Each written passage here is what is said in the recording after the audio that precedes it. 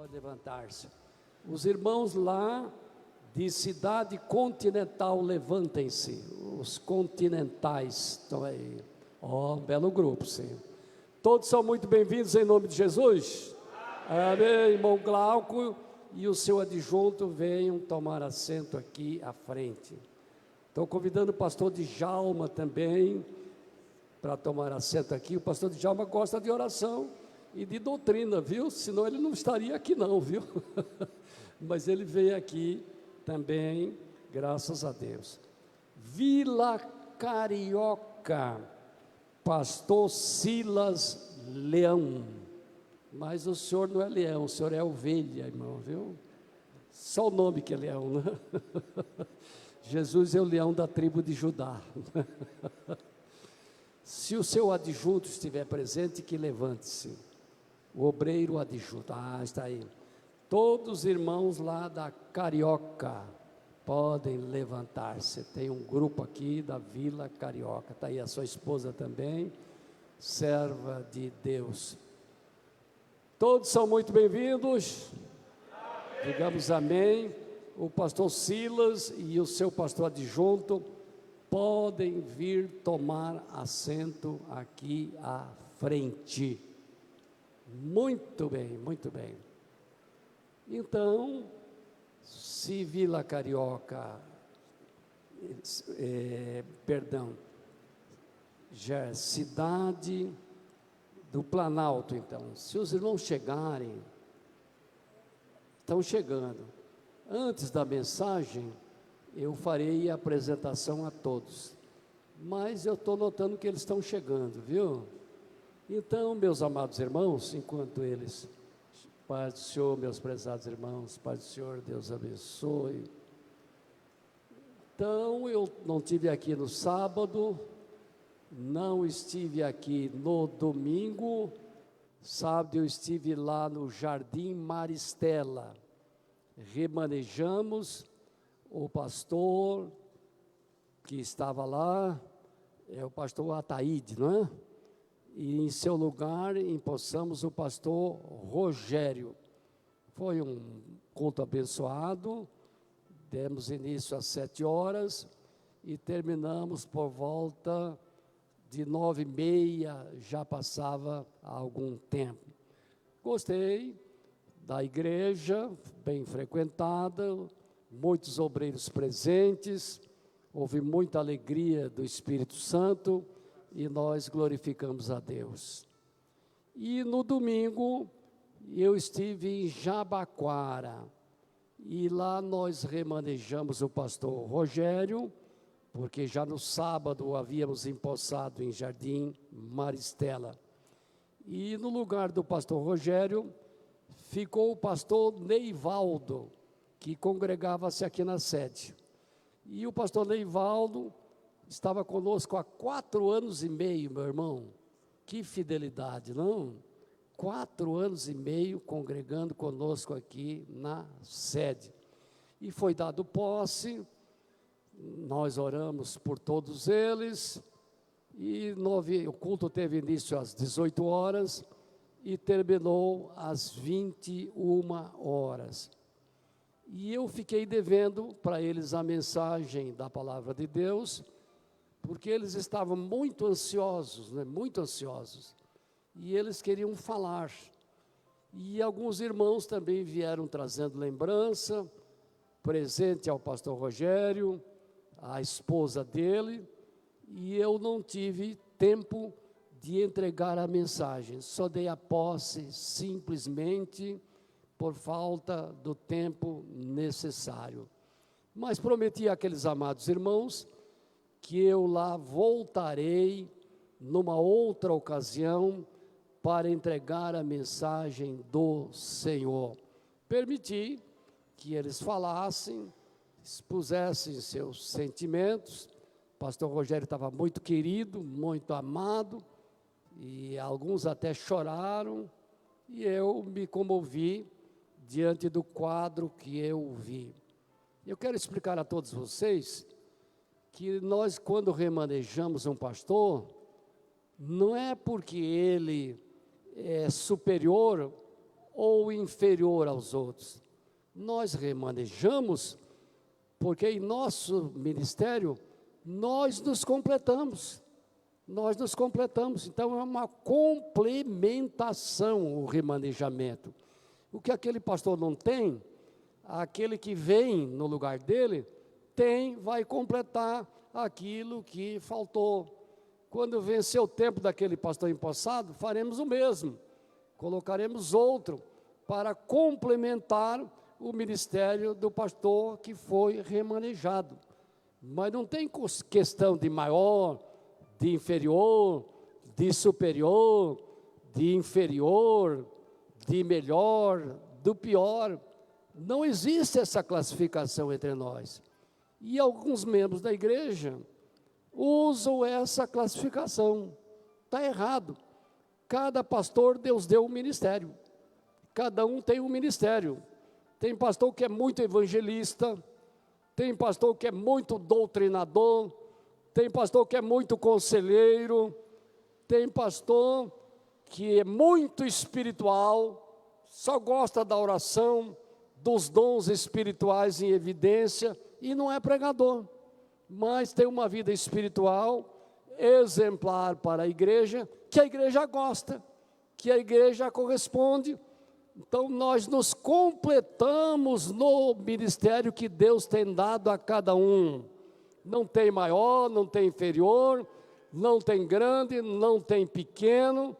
Eu tenho o título de presidente só por causa que eu tenho que responder ao Estado. Eu tenho que responder legalmente, todo ano eu respondo, passando certidão negativa, respondendo pelo patrimônio, balancete, e eu tenho que cumprir com o Estado, e a igreja precisa de um representante, mas eu sou pastor como os demais pastores, eu tenho um ministério que Deus me deu, e vocês, obreiros, também têm um ministério que Deus vos deu. Então nós nos completamos uns dos outros, meus amados irmãos, nos completamos, tá certo? Então já me falaram, algumas vezes me perguntaram, pastor, o senhor nunca fala dos irmãos que têm o rosto coberto de barba. Eu falei, é verdade, nunca toquei nesse assunto. Estou esperando que a convenção geral se manifeste primeiro. E eu não quero sair na frente. O que eu quero dizer com o ensino da palavra de Deus é o seguinte: se o irmão usa barba, cobrindo o rosto, cobrindo até a boca, às vezes cobrindo até o nariz, o irmão, se isso não for autolatria, sabe o que é autolatria? Fazer de si mesmo um ídolo, se prezar pelo esteticismo, pela beleza, pela contemplação, pelo chamarisco, que você é o mais bonito que os outros, então, fica assim. Mas se amanhã o irmão deixar só o cavanhaque, aí você está entrando no que nós chamamos de modismo. Você é acompanhador de moda, você gosta de moda, não resiste à moda quando aparece. Saiu o primeiro, você é o segundo já, você já embica. Então, se eu digo que peço à liderança da igreja, obreiros em geral, professor de escola dominical, dirigentes em geral, que ainda não cubram seus rostos com a barba original. Liderança não. Agora, os membros da igreja, nós estamos esperando uma decisão convencional, porque nós não queremos sair na frente. Vocês dizem, mas isso é costume. Eu sei que é costume. Eu estou só dizendo que se não for autolatria. E o que é autolatria? Tudo que ocupa o lugar de Deus na vida. Pode ser dinheiro, pode ser poder, pode ser fama, pode ser o seu carro novo, 0 quilômetro, pode ser a sua casa, pode ser um objeto, pode ser uma pessoa que você gosta muito que virou ídolo. Se não for idolatria, se não for autolatria, então fica assim. Mas se você é aquele que está sempre mudando, Uma hora está de barba, outra hora está de cavanhaque, outra hora está de bigode, outra hora tem a barba só do lado do rosto, outra hora tem só um pouquinho de barba, tem um desenho aqui, tem outro desenho ali. Então você é um modista. Se você é um modista, você está acompanhando a moda. E eu aceito ser contestado. Quem é modista é porque modista é quem impõe a moda. Modista é quem traz a moda. Mas o modismo trata-se daqueles que acompanham a moda que foi imposta. Então é o que eu tinha que dizer, biblicamente falando, tenho respaldo para tudo quanto eu falei. São Paulo disse lá aos Coríntios, tudo é lícito, mas nem tudo me convém. Sabe por quê? Porque os gregos gostavam da imoralidade. E além de gostarem da imoralidade, as leis sociais davam proteção, não tinha problema nenhum. Para os gregos no tempo de Paulo, fornicação não tinha problema, adultério não tinha problema. Diziam que era necessidade física, diziam que era desejo humano. Diziam o homem se completa na mulher, a mulher se completa no homem. E São Paulo então, para acabar com os inimigos da igreja, que o combatiam ferozmente, São Paulo diz, todas as coisas me são lícitas, as leis permitem, mas nem todas as coisas me convêm. Mas isso eu não quero fazer. Eu prefiro obedecer a Deus do que entrar no caminho errado. É o que São Paulo dizia lá. E ele repete isso 2 vezes. Todas as coisas me são lícitas, mas nem todas as coisas me convêm. Então nós, pelo Espírito de Deus, temos que saber o que convém e o que não convém para a nossa vida. Nós temos o Espírito de Deus, e quem tem o Espírito de Deus sabe o que agrada a Deus e o que não agrada a Deus. Então eu dei essa explicação porque muitos obreiros estavam me cobrando. Então me pronunciei, então peço à liderança que evitem, mas os membros da igreja, nós vamos tolerá-los até que a convenção geral se pronuncie. Depois, então nós diremos ou como nós vamos ficar. Os que entenderam o que eu falei, digam amém. Então, amém, glória a Deus por isso. Hoje nós vamos fazer uma meditação no capítulo 13 de 1 Coríntios, 13 de 1 Coríntios, o versículo de número 11.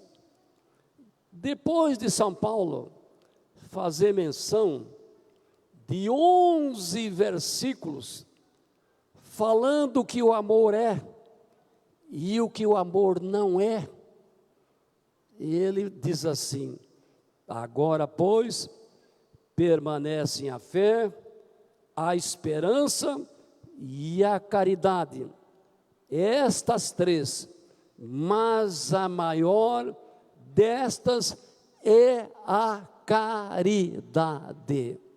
A fé é fundamento, a esperança é expectativa, mas o amor é a maior destas 3. É maior que a fé, é maior que a esperança, e o amor se sobrepõe, porque quando nós temos o amor de Deus em nossos corações, nós temos fé, e nós temos esperança, porque o amor é a fonte, é o amor que nos faz ter outras virtudes espirituais em nossas vidas. E uma vez até o Papa falou que é impossível ser cristão sem amor. Não é esse Papa atual, um Papa antigo que falou numa homilia que ele fez lá no Vaticano, lá na janelinha dele. Então, e eu estava com o aparelho de TV sintonizado e ouvi. E eu concordei com essa fala dele. É impossível ser cristão sem amor. Se não tiver amor, não é cristão. Se ele disser que é cristão só verbal, não vale nada. Isso aí é papagaiada. Isso aí o vento leva. Não tem valor nenhum. Então São Paulo diz: ainda que eu falasse as línguas dos homens e dos anjos, olha só, língua dos homens e a língua dos anjos, olha aí, ainda que isso acontecesse, e de fato ele falava a língua dos homens, e ele falava também a língua dos anjos, porque ele era batizado com o Espírito Santo. Ele diz assim: dou graças a Deus que eu falo mais língua do que todos vós. Então ele orava em línguas também, e ele falava línguas, como evidência que era batizado com o Espírito Santo. Então ele faz menção: ainda que eu falasse a língua dos homens, todos os idiomas, o grego, o latim, o aramaico, o hebraico, e vai para aí, e eu falasse a língua dos homens, dos anjos. Agora ele vai completar o que ele quer dizer. E não tivesse a caridade, seria como metal que soa, ou como sino que tine. Como metal, olha. Vocês ouviram esse barulho? Vocês ouviram? Vocês sabem que é um sino aqui. Mas esse som foi embora. Esse som se acabou. Esse som foi momentâneo. Esse som foi fração de segundo e acabou. E acabou. E se eu não tivesse o amor, mesmo falando a língua dos homens e dos anjos, nada seria. Se eu não tivesse o amor, nada seria. Então ele faz uma colocação que o amor é essa virtude que Deus colocou em nossos corações pelo Espírito Santo, porque São Paulo disse: o amor de Deus está derramado em nossos corações pelo Espírito Santo que nos foi dado. E é o Espírito de Deus que testifica com o nosso espírito que nós somos filhos de Deus. Todo crente em Jesus tem esse testemunho. Por isso que você tem a presença do Espírito Santo. Por isso é que você diz: hoje me alegrei no Senhor. Tem dia que o crente está abatido, eu reconheço. Passou por tribulação, sofrimento, doença. E ele vem à igreja, por misericórdia de Deus, ele vem à igreja. Eu vi um testemunho de um pastor chamado Marcos Feliciano, que é um deputado federal, é um avivalista que gosta de fervor espiritual, cultos de glorificação, aleluia, fala língua, canta, ele gosta. E ele tem essa aptidão que Deus deu para fazer esse trabalho nas igrejas, onde ele é pastor e onde ele serve a Deus. Ele conta que foi pregar em uma igreja, e a igreja começou a ter a presença do Espírito Santo, e os crentes se alegrando, glorificando a Deus, falando línguas, alegria em geral. Mas na bancada da frente tinha uma irmã que se mantinha insensível, boca fechada, séria, carrancuda. E ele olhou para aquela irmã e disse assim: por essa irmã eu não oro, essa eu não vou orar, por essa eu não vou orar, que toda a igreja está glorificando a Deus e essa irmã se mantém estável, se mantém paralisada desse jeito. Depois do culto terminado, sem que ele esperasse, essa irmã veio à frente falar com ele.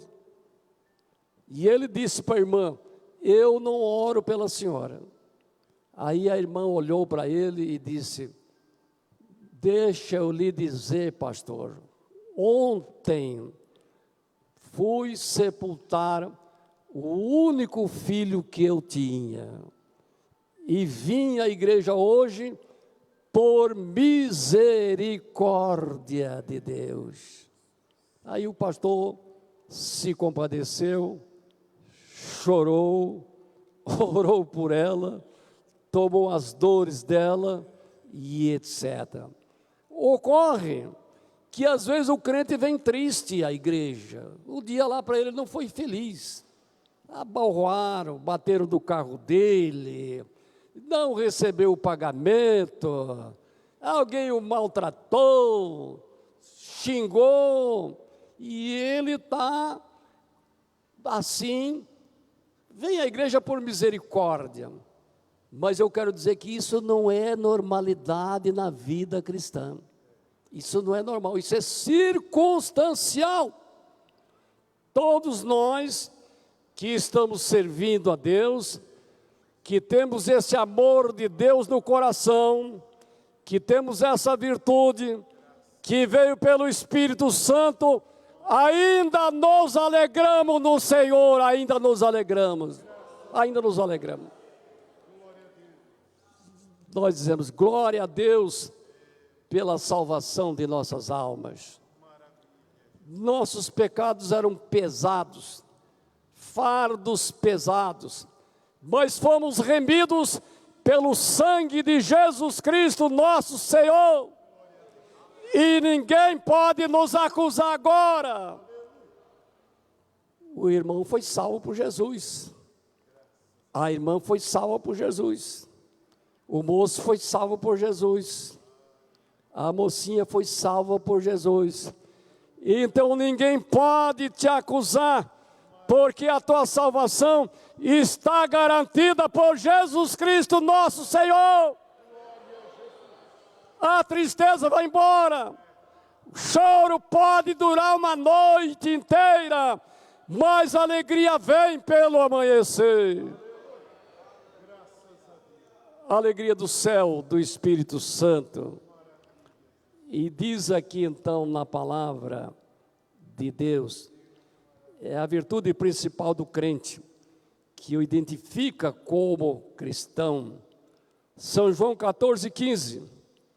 Se me amardes, guardareis os meus mandamentos. Olha aí, se me amardes. E eu pergunto, quem é que pode amar a Jesus se não tiver amor a Jesus? Hein, meu irmão? Hã? Como é que você diz que ama a sua esposa se você de fato não serve a sua esposa? Não funciona. Isso é só teórico, então é só mental. Então é uma crença intelectual, é uma crença que está te iludendo então. Você está assumindo a postura de um religioso, mas não de um filho de Deus, de uma filha de Deus. Se me amardes, de Jesus, guardareis os meus mandamentos. Então o pastor ensina, vamos obedecer a palavra de Deus. O pastor ensina, reensina, insiste, reinsiste. Na igreja, uma semana, duas, um ano, eu estou mais de 50 anos trabalhando no ensino e não me cansei ainda. Então vamos lá. E os dois grandes mandamentos estão corretos. Está aqui o primeiro grande mandamento, não é? Diz lá, se me amardes, amarás o Senhor teu Deus de todo o teu coração. Olha aí como Deus quer ser amado. É um pouquinho só, é. Vai. Você está pensando que Deus é cafezinho, é? Vou tomar um pouquinho só de cafezinho. É um pouquinho só de chá, pastor. Só uma bolachinha. Reduzindo a Deus como se fosse uma miniatura na sua vida. Como se fosse uma eventualidade. Só na hora da dificuldade que você corre. É um oportunista de Deus. Deus tem muitos crentes oportunistas.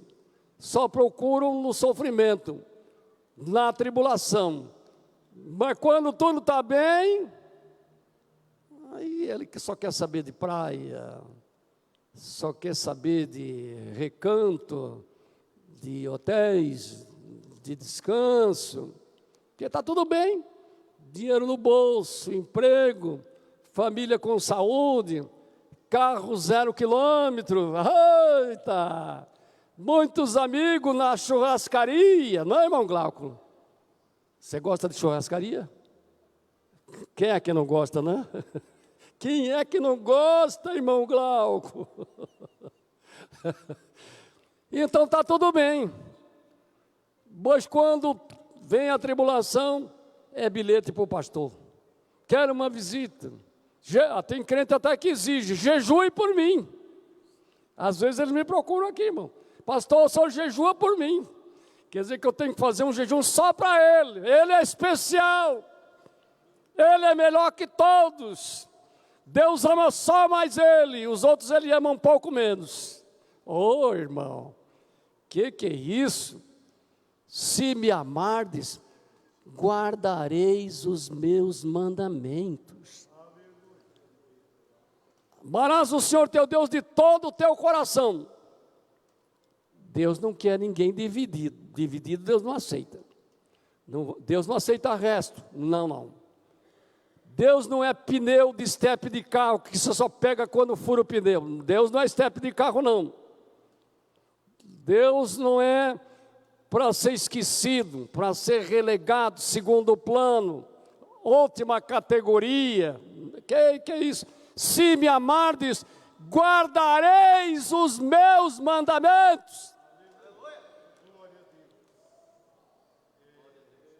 Sabem quais são os crentes que obedecem? São os que amam a Jesus. Não são aqueles que o pastor impõe, dita regras, tem que fazer aquilo, senão vou te tirar do coral, vou te tirar da orquestra, vou te botar na geladeira, sei lá, tem obreiro que é doido. Não é verdade? Mas a obediência deve ser por amor. Os crentes que obedecem são porque amam a Deus. Os que amam a Deus é porque são os crentes que obedecem. Aqui a recíproca é verdadeira. Então vamos seguir. Aquele que ama seu irmão está na luz, e nele não há escândalo. Aquele que ama o seu irmão, todos sabem que Jesus é a luz maior. Jesus falou: eu sou a luz do mundo.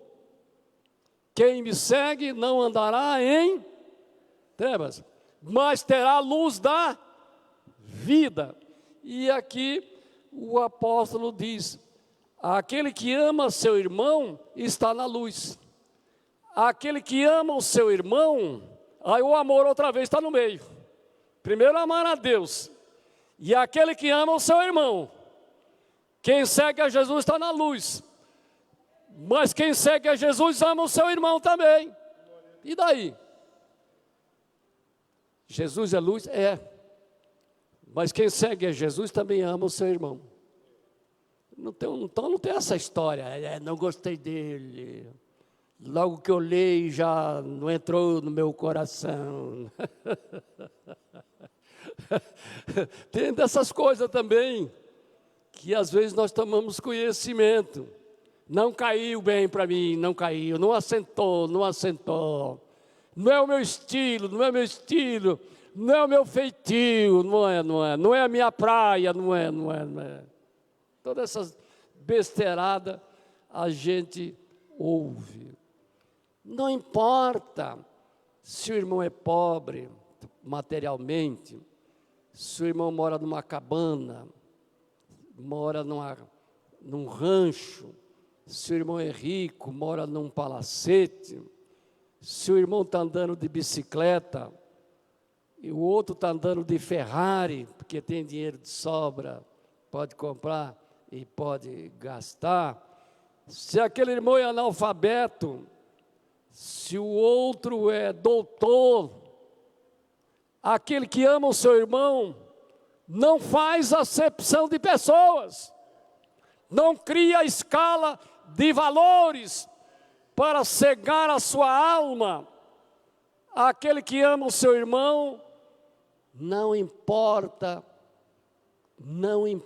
a posição social dele, não importa a cultura dele, não importa os bens materiais, não importa se ele é bonito, não importa se ele é feio, não importa se ele gosta de mim ou se ele não gosta, tudo isso aí não interessa.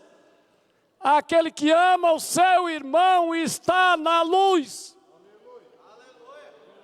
Viu? Aprendam isso, irmão. Aquele que ama o seu irmão está na luz. Ele ama porque ele está na luz. Está vendo? E ele acrescenta aqui ainda, né? E nele não há escândalo. Ele não dá escândalo em nada. Porque ele é o mesmo em todo lugar que ele anda. Ele é o mesmo na igreja. Ele é o mesmo no trabalho. Ele é o mesmo dentro de casa. Estou lembrado quando nós separamos aqui alguns diáconos. Depois da separação, daí uns dias, uma irmã veio falar comigo. Ela disse: escute aqui, os senhores separaram meu marido para diácono. O senhor não conhece meu marido? Eu falei: irmã, foi apresentado por um outro pastor lá, irmã, foi apresentado. O meu marido na igreja é um santo, mas dentro de casa ele é um demônio. Eu falei: meu Deus do céu. Ela soltou o verbo mesmo, como que eu tinha que responder por aquilo que eu fiz. Eu falei: irmã, o pastor onde a irmã se congrega trouxe uma ficha com o nome dele aqui, irmão. E ele assinou, dando um bom testemunho dele. Homem honrado, digno, pagador de contas, boa vida familiar, social. E eu disse: irmã, mas a senhora podia ter feito uma coisa. O quê, pastor? Porque ela queria solução, ela queria que eu excluísse o marido. O que a senhora... Eu falei: mas a senhora também podia ter me ajudado. Quando a senhora soube que o seu marido ia ser consagrado, por que a senhora não me procurou? Eu falei: que eu tiraria ele da lista. A senhora só veio falar comigo depois de consagrado. Que pena que a irmã não veio falar comigo antes, irmã. Viesse que eu lhe atenderia, irmã. Aí ela falou: é mesmo, pastor, é mesmo. Mas nessa altura o barco já tinha afundado. Nessa altura só tinha lamentação. E para terminar, eu orei por ela. E ela ainda perguntou para mim: e o que eu faço com meu marido? Ainda. Eu falei: irmã, eu vou dar-lhe um conselho. Quando a senhora era jovem, seu marido, vocês eram bonitos, não é? Vocês não se achavam bonitos? Ah, sim. Vocês começaram a ser simpáticos um para o outro, não começou? Depois vocês se aproximaram, né? Depois ele falou com a irmã, né? Ah, foi, pastor falou. E a senhora não amava o seu marido, irmã? Ah, eu amava. E ele amava, a senhora amava? E como amava? Eu falei: então faça o seguinte, eu vou lhe dar um conselho da palavra de Deus agora. Jesus ensinou lá: se alguém quiser vir após mim, negue a si mesmo, tome a sua cruz e siga-me. Falei: irmã, o seu marido é a cruz que a senhora tem que tomar e levar. Fica com o seu marido, leve a sua cruz, irmã, e deixa Deus resolver esse problema. Deixa Deus resolver. Aí ela, enxugando as lágrimas, foi embora. E eu sozinho na sala falei: meu Senhor, tem misericórdia dessa irmã, Senhor. Não quero que essa irmã se perca, Senhor. Mas espero em Ti que esse casamento haja uma reconciliação, haja perdão, haja um entendimento, Senhor. Então essa história de dizer: ah, o meu amor acabou. Opa! Meu amor acabou. Já vi crente dizendo: meu amor nessa igreja acabou. Meu amor por esse pastor acabou. Quero passar de largo. Nem perto dele quero passar. Quero passar longe. Meus prezados irmãos, essa tentação, todos nós somos tentados e tentáveis. Mas São Tiago, o apóstolo, na sua epístola, dá um ensino de mão cheia para nós. Ele diz assim: chegai-vos a Deus, e Deus se chegará a vós. Porque o irmão não se chega a Deus? Porque a irmã casada não se chega a Deus? Depois de chegar-se a Deus, Deus também se chega a ti. Mas você não quer nada com Deus? Você só quer papo, só quer conversa mole, conversa furada, só quer fuxico, só quer contenda, só língua de trapo, só. Isso aí não funciona nada, irmã. Isso aí não resolve bolufas. Chegai-vos a Deus e Deus se chegará a vós. E depois que fizer isso, resistir o diabo e ele fugirá de vós. Diga: foi uma tentação, mas eu venci em nome de Jesus. Fui tentado, mas não cedi. Fui tentado, mas eu venci. Fui tentado, tentada, mas eu triunfei em nome de Jesus. E estou com a vitória em nome de Jesus agora. Faça assim. Então, minha prezada. E o segundo mandamento qual é? Amarás o teu próximo como a ti mesmo. Mas se o irmão não ama nem a si mesmo, nem a si mesmo, nem a si mesmo, você não tem cuidado nem com o seu corpo, né? São Tiago disse lá, São Tiago não, o apóstolo Paulo disse, que os nossos corpos são membros de Cristo.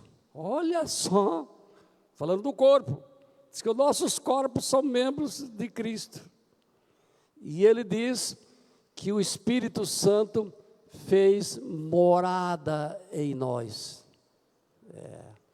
Não é como vocês falam, visitou e foi embora. Não. Fez morada em nós. Porque quando o irmão está triste, ele te consola. Quando o irmão não sabe o que é certo, ele te guia.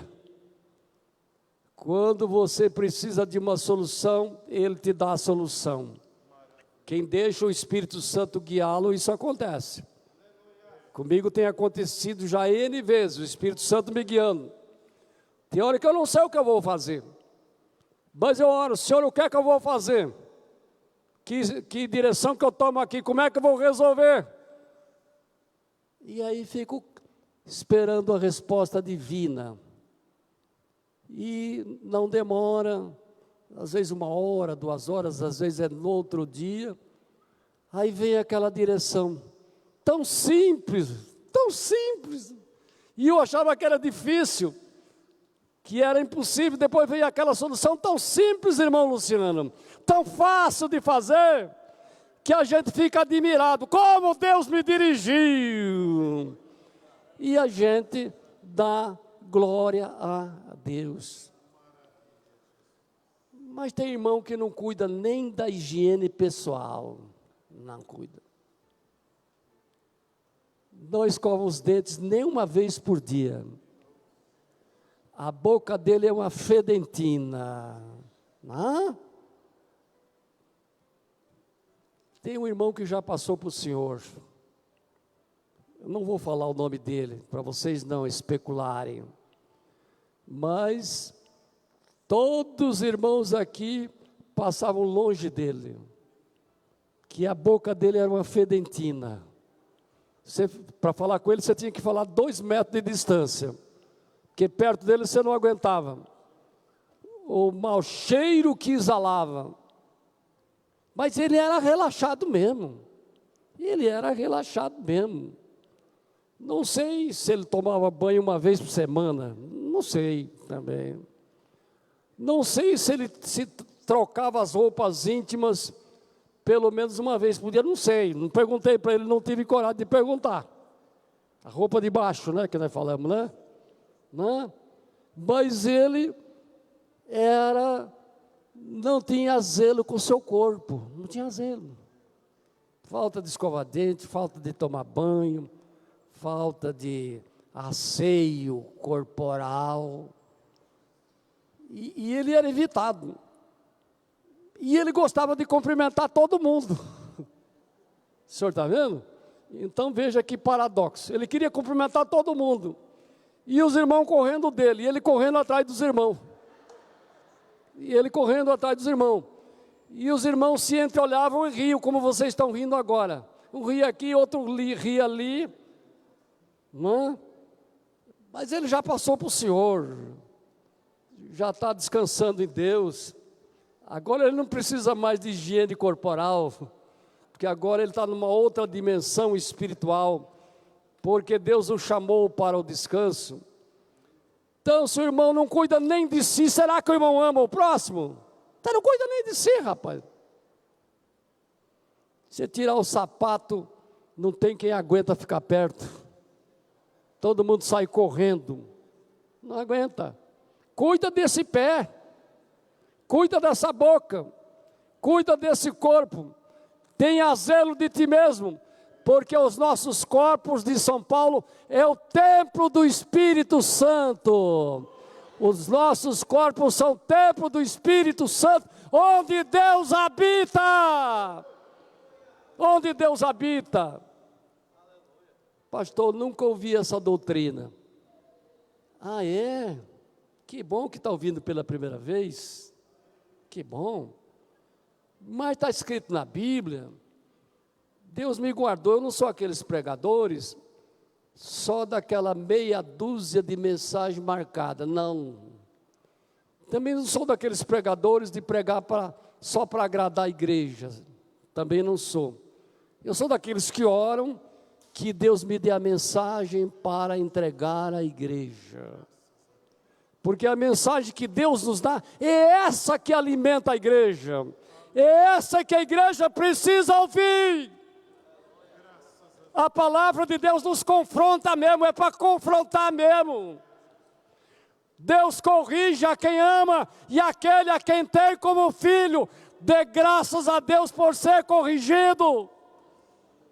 Porque é uma oportunidade que Deus está te dando para ouvir a sua palavra. Seja louvado o nome do Senhor Jesus Cristo, seja louvado. Então, amarás o teu próximo como a ti mesmo. É difícil, pastor? Eu reconheço que não é fácil amar a todos. Reconheço que há dificuldade. Nós precisamos nos entregar à oração para cumprir com o 2º mandamento. Se nós não nos entregarmos à oração, nós vamos ficar preconceituosos. Vamos ficar racistas, vamos ficar intolerantes, vamos ficar que ninguém nos aguenta mais. Nosso convívio é péssimo, prejudica a saúde, prejudica a alma, prejudica a família e até na igreja traz problema, por falta de amor. Então, São Paulo diz aqui, ainda que eu tivesse o dom de profecia, meu Senhor. Aliás, o dom de profecia é coisa rara hoje, não é? Eu estou falando aqui profecia como dom espiritual, não o profeta da palavra que entrega a mensagem. Estão lembrados dos dons espirituais ou não se lembra mais? Variedade de línguas, interpretação, profecia, sabedoria, ciência, discernimento dos espíritos, os dons de poder, dons de curar, dom da fé, fé sobrenatural, não a fé comum para a salvação, fé sobrenatural. E por fim, operação de maravilhas. Então falei, ainda que eu tivesse o dom de profecia, conhecesse todos os mistérios, e olha que São Paulo era conhecedor de muitos mistérios, criado aos pés de Gamaliel, frequentou aquela faculdade, falava, era politeísta, falava diversos idiomas, homem culto, homem preparado, ainda que eu conhecesse todos os mistérios, toda a ciência, não só um pouquinho, ainda que tivesse toda a fé, de maneira que transportasse os montes, e não tivesse caridade, nada seria. O senhor está vendo, irmão, que coisa, né? Essa mensagem é dura, essa mensagem não é artificial, não, essa mensagem não é para alisar, não. Se eu não tivesse a caridade, nada seria, nada seria. E ele vai, ainda que eu distribuísse toda a minha fortuna para sustento dos pobres, olha aí, o senhor está vendo? Ficar sem nada, materialmente falando, casa, objetos, dinheiro, distribuição todo, fica tudo para os pobres, lá, vou entregar tudo para a casa de caridade. Olha que profundidade que ele nos leva. E ele então diz aqui, e ainda que entregasse meu corpo para ser queimado, pusesse meu corpo na fogueira, que fosse derretido, toda a carne, os ossos queimados, virasse esterco, virasse cinza. E ele vai, e não tivesse a caridade, nada disso me aproveitaria. Irmão, nós temos que caminhar um pouco mais. Eu tenho que caminhar um pouco mais. Os obreiros têm que caminhar um pouco mais nesse terreno do amor. Toda a igreja precisa avançar um pouco mais nesse terreno do amor cristão.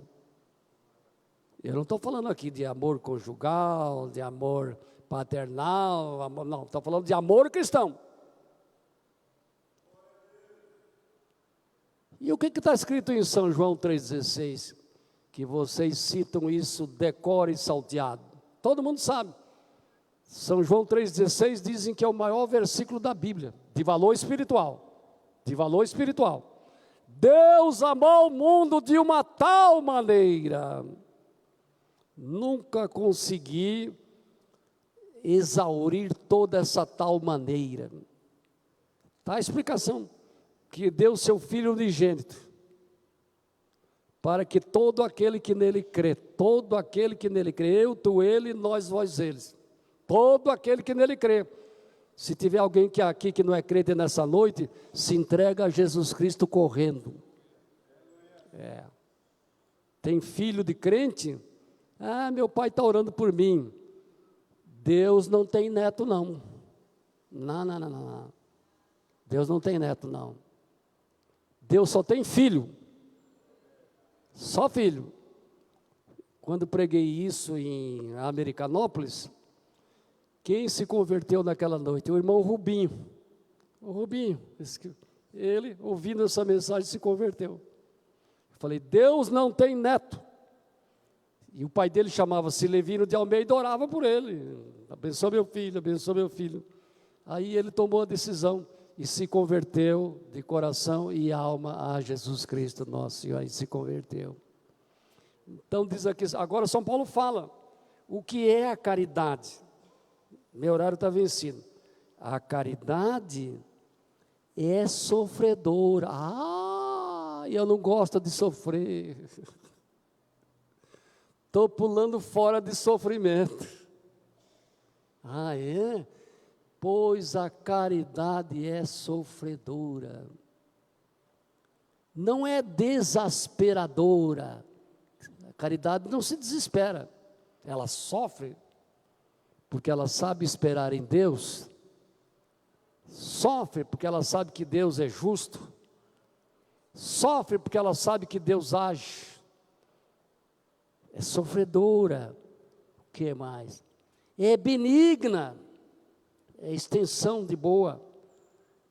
O que a caridade não é? A caridade não é invejosa. Meu Senhor. Se o irmão prega melhor que eu, glória a Deus. Se a cantora canta melhor que a irmã, glória a Deus. Se ele é melhor professor da escola dominical, glória a Deus. Se a roupa dele é mais bonita que a sua, glória a Deus. Se o carro dele é zero, glória a Deus. A caridade não é invejosa. Sabe quando o crente invejoso dá glória a Deus? Eu vou explicar para vocês. Só quando aquela pessoa que ele não gosta cai em desgraça, aí ele dá glória a Deus. Não falei que Deus ia pesar a mão, que Deus ia se vingar. Que, rapaz, você é um invejoso de mão cheia. A senhora é uma invejosa de mão cheia, que não gosta de ver o bem-estar dos outros, principalmente de quem não gosta, não tem comunhão. Vamos parar com essa besteira. E o que mais que ele fala aqui? Não trata com leviandade. Sabe o que é leviandade? É grosseria. Tratar como dizia meu pai, com casca e tudo. Tratar com voz alterada, gritando, como se os outros fossem surdos. Isso é ser leviano. Não corresponder com o compromisso e fazer de conta que não é nada, é assim mesmo. E ainda tem coragem de dizer, sei que eu devo, pago quando puder. Sei que eu devo, pago quando puder. Não é assim. Conversa com o seu credor. Você não pode pagar numa parcela, vai pagar em duas. Vai pagar em três, não seja velhaco. Não seja velhaco. Nós tínhamos um advogado aqui que usava essa frase. Sei que eu devo, pago quando puder. Sabe o que o senhor fez? Recolheu ele. Acabou. E ele partiu devendo. A família que teve que se haver, pagando as dívidas dele. A família foi chamada à responsabilidade para pagar o que ele devia. Olha, meus irmãos, isso é ser leviano, isso é leviandade, leviandade. Os noivos e os namorados, vocês precisam conversar com os pais. Porque esse namorinho só à distância ninguém sabe? Tudo bem, aqui está tudo certinho. Certinho desse jeito? Pô, certinho, seu pai estava sabendo, sua mãe estava sabendo. Você já tinha comunicado. Todo namorado e noivo tem o dever de dizer para os seus pais o lugar e o horário para onde vão. E eu me lembro aqui nos tempos de pastor Alfredo Requidal, estou terminando. Quando alguém ficava noivo, quando eu fiquei noivo, eu me apresentei aqui, irmão. Eu me apresentei para ele. E ele disse, quem que o senhor, quem é a sua noiva? Eu falei, é a filha do irmão Sebastião Firmino de Campos. Oh, eu conheço, ele é obreiro. O senhor já conhece a doutrina da igreja? Conheço, pastor Alfredo, aprendi com o senhor aqui. Aí ele me disse, quando será esse casamento? Eu fui informado, ele já me cobrou do casamento. Antigamente era assim, pastor Djalma, viu? Hoje eu fico sabendo que tem gente que é noivo aí 7 anos, 8 anos, 10 anos, 12 anos. Não é, né? Não entendo. Aliás, eu entendo que tipo de noivado é esse, não quero nem falar. Nem falar. Fale aos pais, ficou noivo não custa. Pastor Luciano, ore por nós aqui. Que nós façamos tudo no temor a Deus. Nós queremos nos casar na igreja. Queremos receber a bênção de Deus. Eu oficiei casamento que os noivos me disseram antes do ofício: pastor Fábio, vamos pedir para o senhor não falar uma frase. Por favor, só não fala, pastor, viu? Até que a morte nos separe, o senhor nunca diga isso. Só imagine. Aí eu já fiquei arrepiado.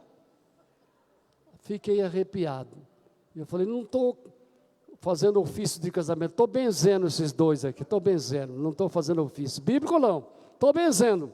Como benze o padre, como benze lá o sacerdote, eu estou fazendo aqui um papel de impondo as mãos sobre pecados alheios. Estou pecando também. Perdoa-me, Senhor, tem misericórdia. Todos nós estamos pecando. Você está vendo, irmão? Viu? Então, eu estou falando coisas aqui que vocês falam, isso é coisa do arco da velha. Não é do arco da velha, é da vida que nós estamos vivendo agora, irmão. Momento atual que a igreja está vivendo agora. Então era assim, hoje, fica noivo, ninguém sabe. Casa, ninguém sabe. Depois vem nos dizer, fulano casou. O menino lá, o filho do pastor está namorando fulana de tal. Mas a igreja não é um clube social, por favor. A igreja é a casa de Deus onde nos reunimos para servir a Deus. A igreja é lugar de adoração, meu prezado, é lugar de respeito. Não é turismo, não é lazer. Nós temos a COJAD, que é um grande número de jovens, não é verdade, no campo de Ipiranga. São milhares de jovens. E eu sei que os pastores estão tratando com santo carinho e santo amor. Mas se vocês não abrirem a Bíblia para ensinar a vida de um jovem cristão, de uma moça cristã, de um jovem cristão, sabe como os sábios estão chamando essa geração de jovens atual? Sabe o nome que eles estão dando? Eu fiquei arrepiado. Geração perdida, pastor Edmar. É a titulação que foi dada a nível mundial. Geração perdida. Mas Cristo está no barco conosco. Não tem nada perdido, não tem nada afundado não. Jesus ainda fortalece o fraco. Jesus levanta o caído. Jesus ressuscita o morto espiritual ainda. Põe ele de pé. Para a glória de Deus, põe ele de pé ainda. Meu tempo venceu. E encerro. Só vou ler. Não se porta com indecência. Não busca seus interesses. Tem preocupação com os interesses alheios. Não se irrita. Não suspeita mal. Não folga com a injustiça, mas folga com a verdade. Todo sofre, todo crê, todo espera, todo suporta. A caridade nunca falha. Outras coisas podem falhar, mas o amor não falha. Mas havendo profecias serão aniquiladas. Havendo línguas cessarão. Havendo ciência desaparecerá. Porque em parte nós conhecemos, e em parte nós profetizamos. Mas quando vier o que é perfeito, Jesus, então o que é em parte será aniquilado. porque aí estaremos com Jesus Cristo para todo sempre. Deus nos abençoe, vamos louvar a Deus e vamos contribuir para a obra de Deus nessa noite. Compramos esse patrimônio aqui ao lado para ampliar o estacionamento, que vocês possam estacionar os carros quando vierem à sede. Estamos reformando a parte térrea do templo, também no campo de Ipiranga compramos também imóveis, lá em Piacatu, compramos um templo também que estava fechado, foi comprado com casa pastoral e tudo. Já estamos tomando conta com o pastor nosso, Deus tem nos abençoado maravilhosamente. Vamos contribuir entoando o hino 4.